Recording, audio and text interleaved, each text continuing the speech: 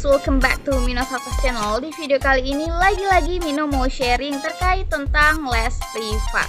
Tentang pertanyaan-pertanyaan apa aja sih yang bakal sering muncul pada saat interview bagi calon pengajar les privat. Intinya kalau misalnya kalian mau mengajar les privat, ini yang bakal sering ditanyain oleh lembaga les privat. And ada apa aja? Tonton sampai habis ya guys, dan jangan di-skip. Hello guys, welcome back to Mino Success Channel. Jangan lupa untuk like, comment, and subscribe. Thank you.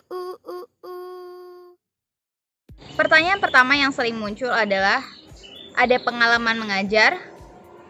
Nah, jadi pastinya kalian tuh meng-apply, tentunya kalian dipastikan harus sudah berpengalaman gitu. Misalnya kalian belum punya pengalaman mengajar atau tepatnya mengajar les privat, itu sebenarnya agak susah sih diterima oleh lembaga les privat. Tapi jangan berkecil hati teman-teman. Kalau misalnya kalian bisa meyakinkan lembaga tersebut gitu, kalau bahwa saya tuh bisa mengajar gitu ya, walaupun belum punya pengalaman, dan dibuktikan dengan pengalaman yang lain gitu. Misalnya saya pernah mengikuti perlombaan ini Kak, dan menang di lomba misal saya menang di lomba matematika Kak, dan saya memang jurusan ini tapi memang belum pernah mengajar les privat. Pokoknya kalau bisa meyakinkan lembaga les privat walaupun belum berpengalaman mengajar gitu, insya Allah gitu kamu bisa lolos di interview pertama ini.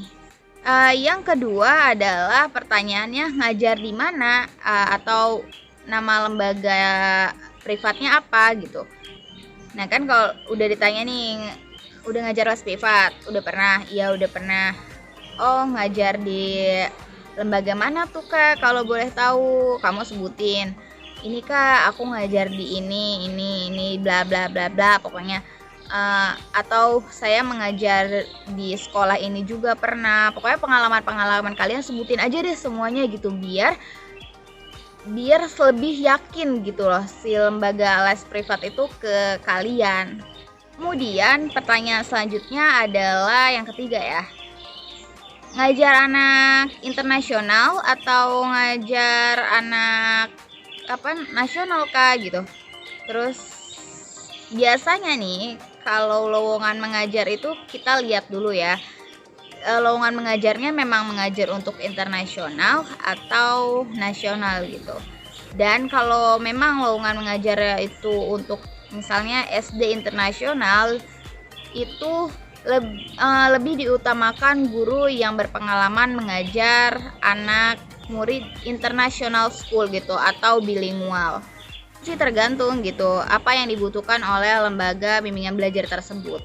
Pertanyaan selanjutnya ditanyakan biasanya, pengalaman mengajar les privat berapa tahun Kak gitu. Dan kalian jawab kalian mengajar les privat tuh dari tahun berapa dan sampai tahun berapa gitu. Biasanya sih kadang ditanya juga kayak, oh ngajarnya di mana aja Kak gitu. Dia kasih tahu aja sih sepengalaman kalian. Dan lebih banyak pengalaman ngajar itu lebih bagus dan cepat diterima juga. Yang selanjutnya ini yang keberapa ya? 5 adalah ini pertanyaan yang umum dan sering ditanyakan oleh lembaga les privat.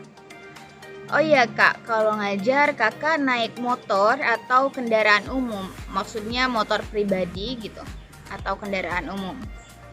Nah, gini guys, kalian tuh pas apply mengajar les privat, jangan lupa untuk mengecek lokasinya terlebih dahulu. Kira-kira ini tuh deket atau jauh ya dari lokasi saya tinggal gitu. Jadi kayak ada estimasi waktu gitu loh.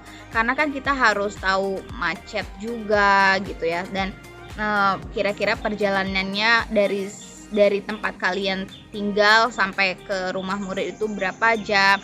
Biasanya kalau misalnya yang naik kendaraan pribadi itu kayak lebih diutamakan oleh lembaga les privat, karena biasanya itu dia lebih cepat gitu dan waktunya sudah terukur. Cuman kalau misalnya buat yang teman-teman guru les privat yang masih pakai kendaraan umum, itu juga bagus gitu. Maksudnya yang penting kalian bisa bikin lembaga itu percaya ke kalian, dan misalnya kalian, ya kak aku nggak bakal ngaret gitu, dan jamin insya Allah aku sesuai waktu gitu, nggak bakal ngulur karena guys, lembaga les privat itu nggak suka sama guru yang suka ngaret dan bahkan nggak ngajar gitu.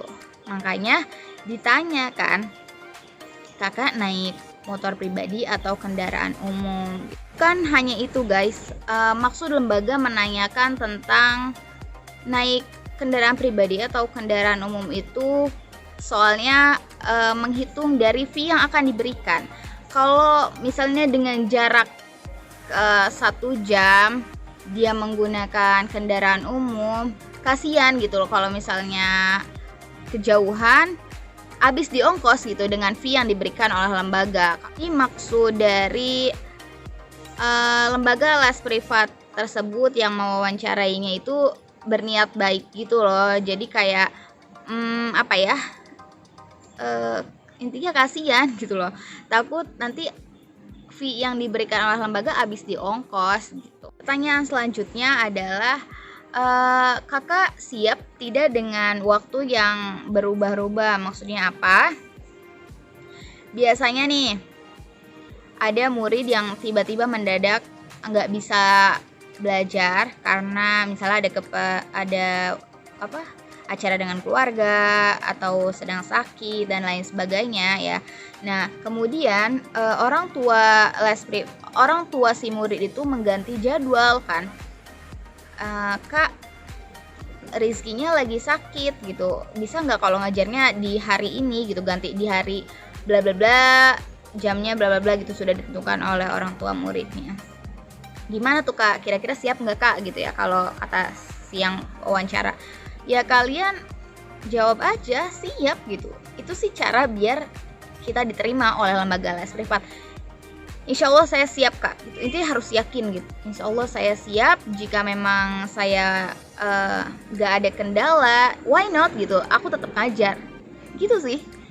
Yang selanjutnya nih ya, next, apakah siap jika memang di tengah perjalanan atau di tengah perjalanan waktu mengajar kakak ini diketahui melanggar peraturan lembaga dan kakak siap kena sanksi? Apakah kakak bersedia? Biasanya nih sanksi-sanksi yang diberikan oleh lembaga itu bermacam-macam guys. Misal maksud sanksi ini apa sih? Kayak kalau misalnya kakak nggak berhalangan ngajar 3 kali berturut-turut, misal kakak akan digantikan dengan guru yang lain. Atau jika misalnya guru les privat diketahui mengambil hak alih murid, maksudnya kayak tanpa sepengetahuan lembaga kamu kabur gitu dan bawa muridnya, hanya berkomunikasi dengan dia dan intinya lepas dari lembaga, kontrak dengan lembaga gitulah ya, itu melanggar juga kan, melanggar peraturan dari lembaga. Kira-kira kakak siap kena sanksi? Dan sanksinya tuh biasanya udah dikasih tahu, misalnya kena sanksi didenda 10 juta. Aku pernah gini, bukan aku pernah ngelanggar, bukan, maksudnya aku pernah dapat peraturan dari lembaga X. Jadi kalau misalnya kita melanggar peraturan lembaga, Kak Mino bakal dapat sanksi atau hukuman bayar denda 10 juta gitu ya. Iya kak, insya Allah siap dan saya tidak akan melanggar peraturan yang sudah dibuat lembaga. Gitulah intinya, kalian tuh kayak meyakinkan gitu. Oke, pertanyaan selanjutnya adalah, ini pertanyaan terakhir sih. Apakah kakak siap dengan fee yang apakah kakak setuju dengan fee yang kami berikan segini gitu? Ya kalian kalau misalnya siap ya jawab siap gitu, dan kalian juga harus sudah mempertimbangkan jarak tempuh kalian gitu, dan kira-kira menghabiskan ongkos berapa.